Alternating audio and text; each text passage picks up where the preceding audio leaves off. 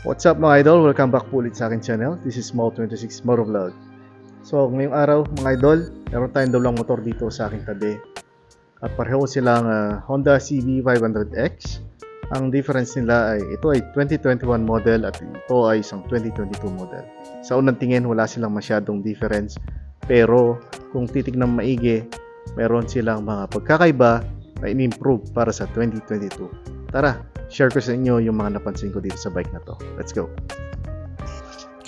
Dito sa may 2021 model mga idol, makikita nyo meron siyang blue tip yung park light niya, no? Tsaka silver accents may gitna.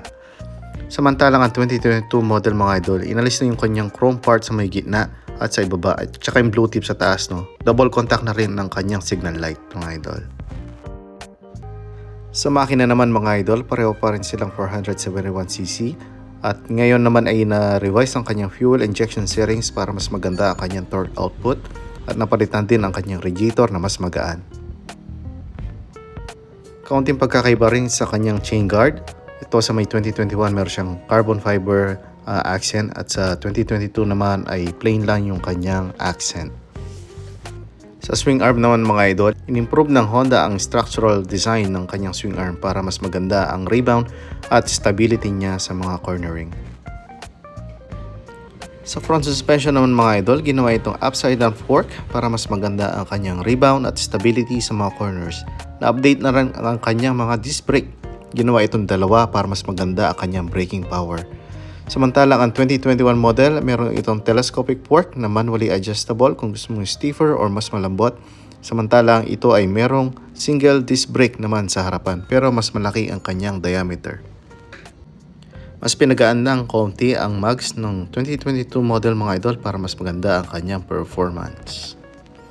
At so yun yung mga napansin ko pagkakaiba dito sa motor na to mga idol.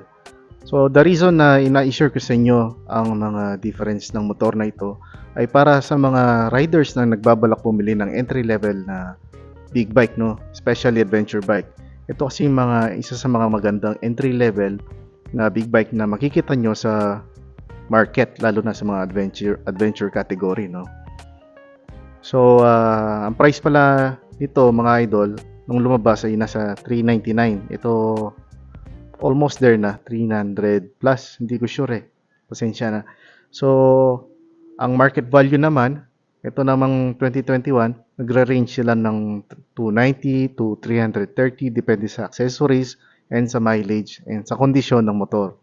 Dito naman sa 2022, nasa 350 pataas pa sila, 340, 360, ganyan. Depende rin sa mileage, sa accessories, at sa kondisyon ng motor. So ayun mga idol, sana may naitulong ako at may na-share sa inyo sa mga nagbabalak bumili ng entry-level adventure bike. Alright mga idol, support po ang aking channel para mas marami po tayong video. Alright mga idol, yun lang po at maraming salamat po. So yun mga idol, sana may na-share ako sa inyo na magandang information regarding sa mga gustong pumili ng entry-level adventure bike. Pa-subscribe na lang po sa aking YouTube channel, Mo26 Motovlog, at pa-follow na rin po sa aking Facebook channel. So see you po mga idol sa padating na Boss Ironman 2024 para sa Luzon, no? So kita-kits po tayo sa daan. Ride safe po.